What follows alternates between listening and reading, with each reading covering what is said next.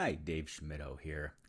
Over the last 25 years in education, I've had the opportunity to work with a lot of amazing people, doing a lot of incredible things, most doing the right work for the right reasons. One thing that I have discovered, however, is that people are tired. People are exhausted. People are overwhelmed, all because they're trying to do the right work for the right reasons. Over the last 25 years, I've had the opportunity to work with organizations, districts, schools, private and public organizations, assessment companies, providers, and vendors. And as a result of all of this work, about 10 years ago, I was able to develop a protocol that has been a game changer for systems around the world. The protocol known as the lead protocol. What is the lead protocol? Well, quite simply, the lead protocol is a way to streamline and synthesize the overwhelming number of standards that educators are expected to teach their students.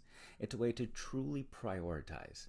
It's a way to determine what's essential, what's important, and what's the most powerful.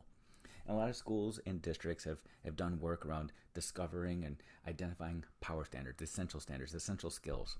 And what ultimately happens in most districts is it becomes an arm wrestling match where educators sit in a room almost like a cage match where they are discussing and arguing and fighting over which standards they think are the most important.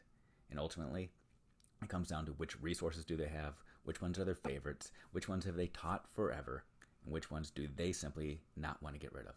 Well, the lead protocol tries to give us a way to truly focus on what's important. So what is the lead protocol? Well, lead, it's a proprietary term, copyrighted based off of some of the books I've written and lots of research I've done. LEAD stands for leverage, endurance, and depth. What is leverage? Well, a leverage standard, a leverage skill, leverage content is content that can be utilized to enhance transferable knowledge from subject area to subject area.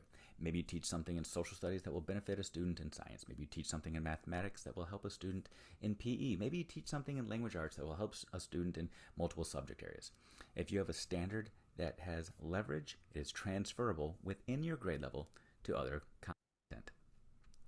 E stands for endurance. What is endurance? Well, an endurance standard is a standard that is transferable above you in grade level. Maybe you teach something in third grade and it will help a student be more successful in fifth grade or in eighth grade or in ninth grade. Maybe you teach something in 10th grade that's going to help a student in their senior year. Maybe you teach something in kindergarten that's going to help a student in fourth or fifth grade. If it has endurance, it is transferable beyond your current year of instruction. And then there's depth, the D. What does depth stand for? Well, depth stands for the perceived level of rigor or higher order thinking that a skill or content has. Maybe you have a standard that is asking students to simply memorize information at the recall level. That would have a depth of 1. Maybe you have a standard that's asking students to analyze information or to synthesize information or to create information. The level of depth, according to taxonomy such as Bloom's taxonomy, is what we're looking for here. Ultimately, a standard can have a leverage, yes or no. It can have endurance, yes or no. And it can have depth. All standards have depth, but the question is, what level of depth does it have? Well, the LEAD protocol takes educators through a practice of measuring each standard according to the LEAD protocol, leverage, endurance, and depth.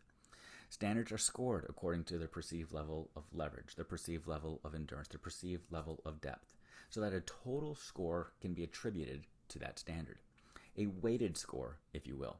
Now, a lot of us have heard of ACT tests and SAT tests, or even those big, scary state summative assessments that we have to give our students at the end of the year that all give us these scale scores, these weighted scores, these scores that tell us that some questions are worth more than others. In other words, some standards that are measured carry more weight.